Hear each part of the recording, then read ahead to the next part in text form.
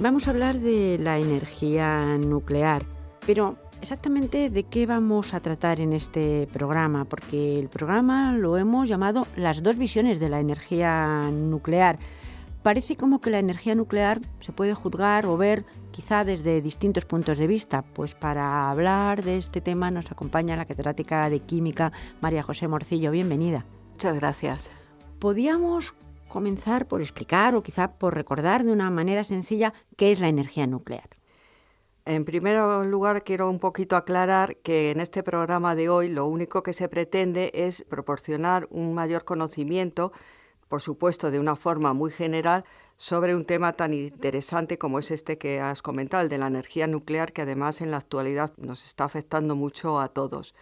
Constantemente al oír hablar de las centrales nucleares, pues escuchamos palabras como, por ejemplo, pues fisión o fusión nuclear, reactor, radiactividad, etcétera, que realmente pues no entendemos mucho, pero que sin embargo pues la mayoría de las veces pues entramos a juzgar y a conversar.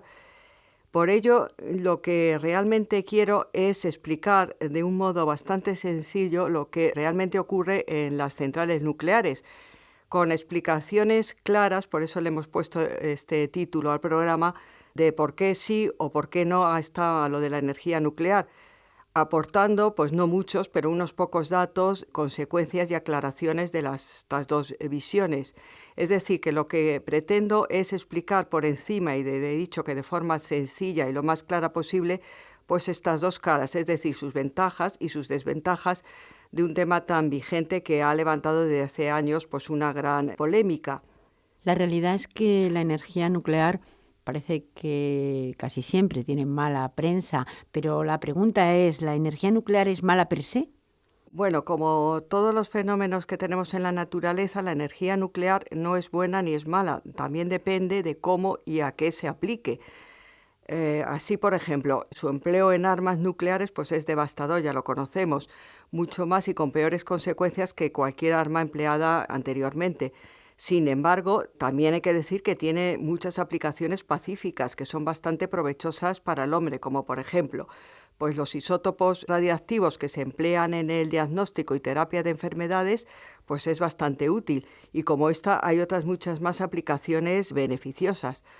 Además, su empleo como fuente de energía en las centrales nucleares facilita un aumento de la producción industrial y mayores comodidades en nuestra vida cotidiana, que eso ya también lo conocemos todos. En los últimos años parece que se ha reactivado un poco el debate sobre la energía nuclear, porque en realidad, comparado con el impulso que recibió durante la década de los años 70, hoy en día es la fuente de energía que menos crece, aunque algunos no se crean este dato. Pero siendo como es la energía que puede sustituir a los combustibles fósiles de manera masiva y además barata, pues cada vez se oyen más las voces que claman por impulsar nuevamente este tipo de energía, que es la nuclear. Y estas voces pues están procedentes de los más diversos ámbitos. Pero entonces, de una manera lo más sencilla posible, ¿qué es la energía nuclear? Pues mira, en una sola frase, la energía nuclear es la que se libera como resultado de cualquier reacción nuclear. Esta energía puede obtenerse de dos formas, por fisión o por fusión. Ambos procesos tienen la misma base, que es la masa es energía. En la fisión, un elemento, el neutrón, rompe un núcleo pesado en otros dos más ligeros, liberando varios neutrones y gran cantidad de energía. Todas las centrales nucleares que conocemos en la actualidad están basadas en este proceso de fisión. Como ya también conocemos, este tipo de reacciones nucleares se libera una extraordinaria cantidad de energía, debido a que se produce una disminución neta de masa que se transforma directamente en energía.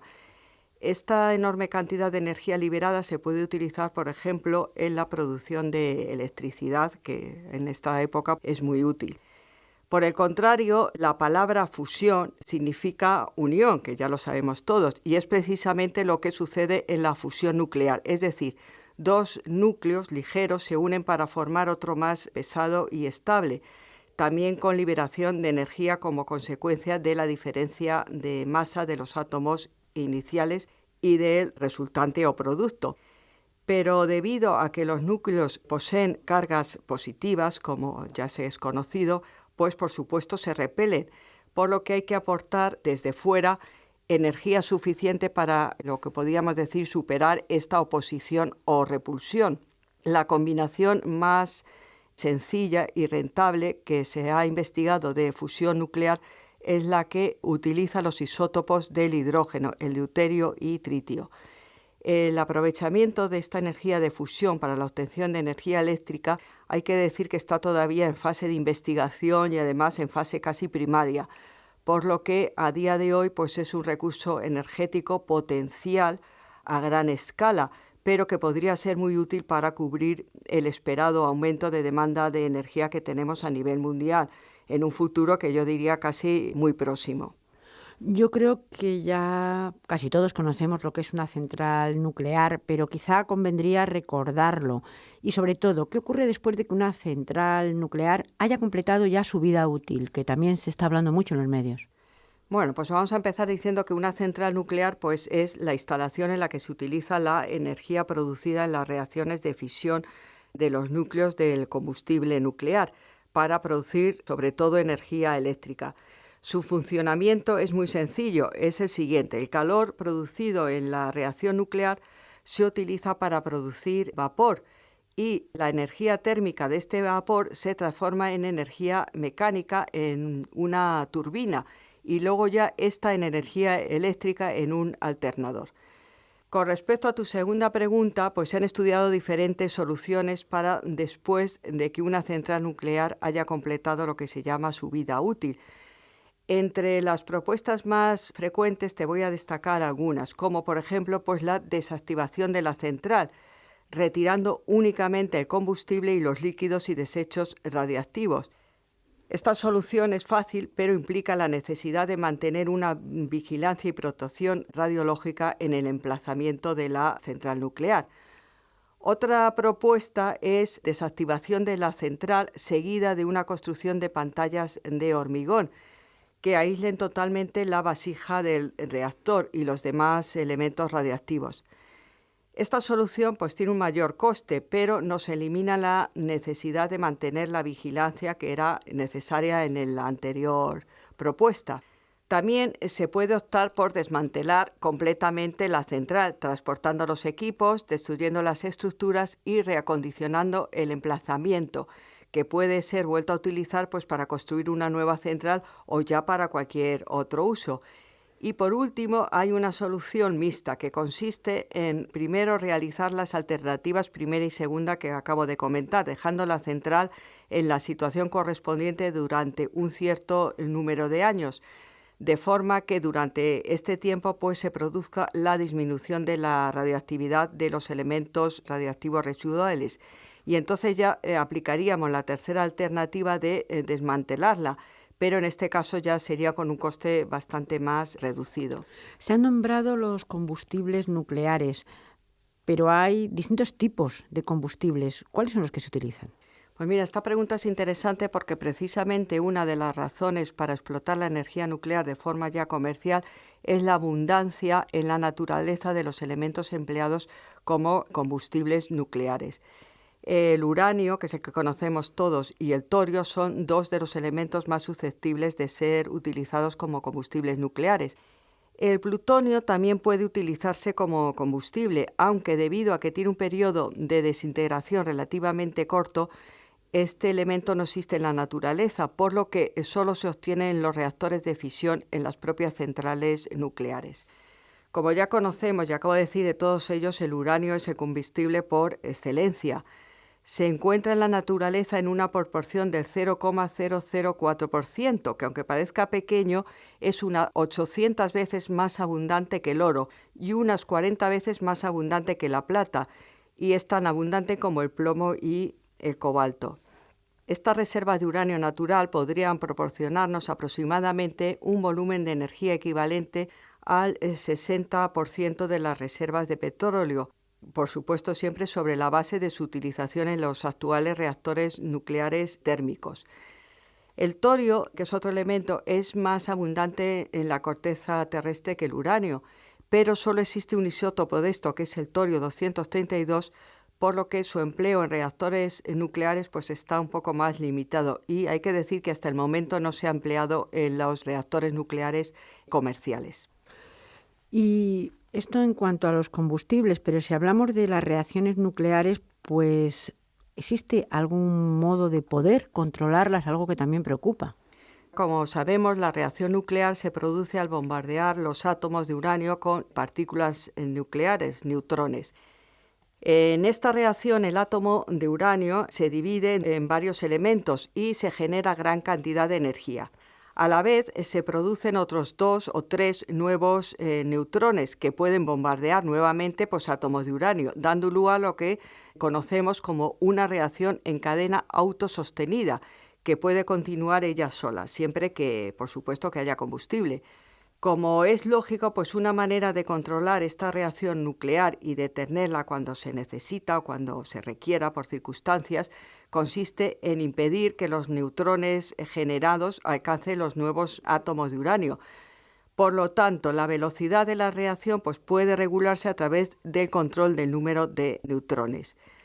Para esto ya se utilizan lo que se conoce como unas barras de control, que están construidas por un material como por ejemplo el boro o el cadmio, que tiene gran capacidad de absorción de neutrones.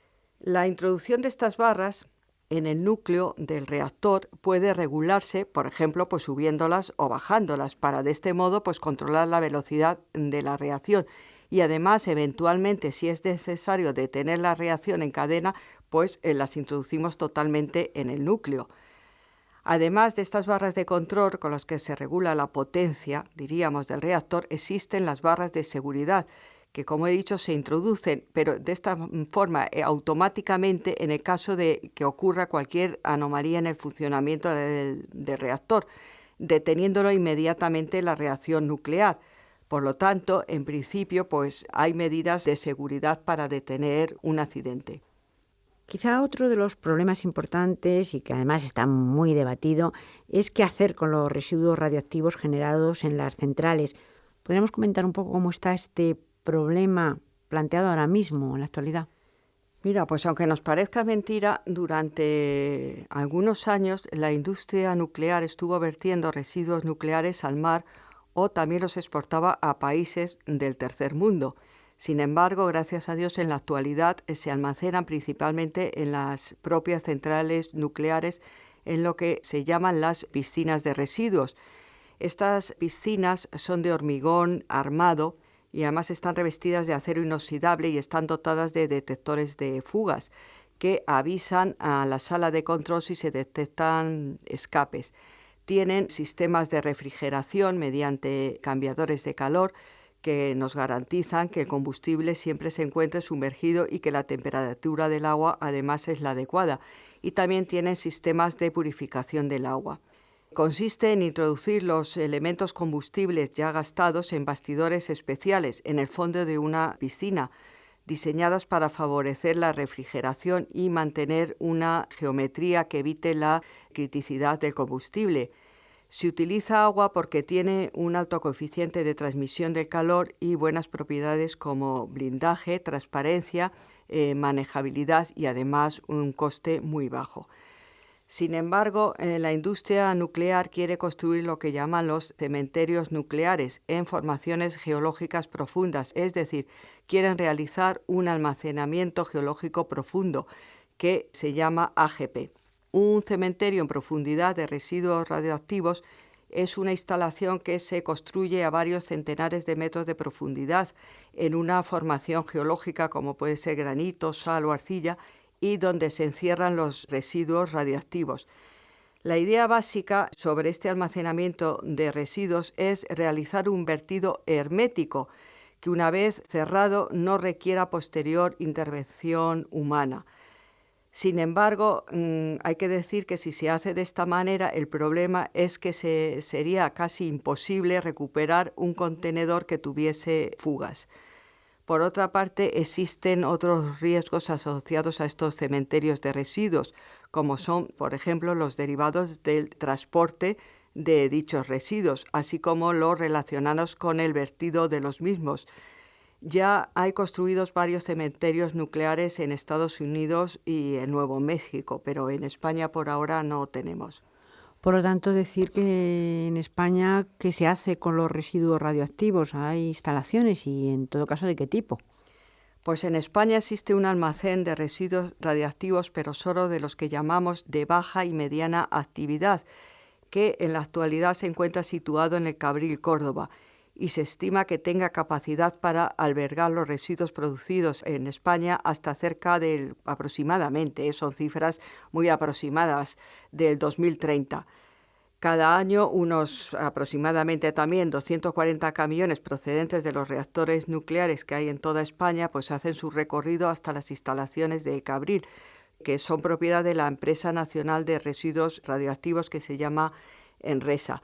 Pero en España no hay ningún almacén de residuos de alta actividad, que son los peligrosos, por lo que durante la actividad normal de las centrales nucleares este tipo de residuos se almacena temporalmente en lo que acabo de comentar, las piscinas que están situadas en las propias instalaciones, debiendo luego ser trasladadas a almacenes de otros países cuando estas centrales nucleares ya no son útiles y hay que desmantelarlas.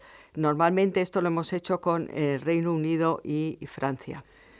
¿Y cree que las actuales centrales nucleares son realmente seguras? Pues sí, hay varias medidas de seguridad. Yo no soy una experta en este tema, pero lo que sí es cierto es que la seguridad que existe en una central nuclear es mucho mayor que la de cualquier otro tipo de industria química, por ejemplo. Se tienen en cuenta muchos factores a la hora de elegir el lugar de la construcción, como el que sea una zona estable, sísmicamente muy vigilada o en la que la radiación no se pueda transmitir por aire o por agua, además de la seguridad que hay en todas las instalaciones. También es verdad que unas centrales son más seguras que otras y, por desgracia, como ocurre en todo, pues las centrales de países en vías de desarrollo pues tienen menos medidas de seguridad que las occidentales. También hay muchos físicos nucleares que dicen que no existe peligro debido a que los desechos de alta actividad se almacenan mediante un proceso que consiste en que se les incorpora vidrio muy resistente al calor. Y además esos bloques se almacenan muy bien, resisten perfectamente la humedad y la corrosión y ocupan muy poco espacio. Pues bien, a lo largo del programa hemos visto estas dos visiones de la energía nuclear, los aspectos positivos y los negativos. Sí, hay que destacar que como todo tiene sus aspectos positivos, que es, por ejemplo, que es una energía barata, que hay mucha, que tanto el uranio como, por ejemplo, el hidrógeno, si consiguiéramos hacer el proceso de fusión, son combustibles que tenemos mucho, no dependemos de otros países para que nos la exporten, ¿no? El petróleo, pues dependemos de otros países, el gas, pero también tiene sus ventajas. Yo he pretendido dar una visión porque, claro, por supuesto, si hay un accidente nuclear es muy importante, pero también hay que decir, que es la otra visión, que las centrales nucleares están muy legisladas y muy controladas. Entonces, pues son dos visiones. Ahora consumimos mucha energía y se supone que vamos a seguir consumiendo mucha más. Entonces, pues es la energía más rentable y también he querido resaltar que no tiene tanta contaminación, a no ser por accidente, como el dióxido de carbono que provoca la lluvia, el efecto invernadero y los cambios que estamos teniendo en la actualidad. Pues muchísimas gracias, profesora María José Marcillo. Muchas gracias.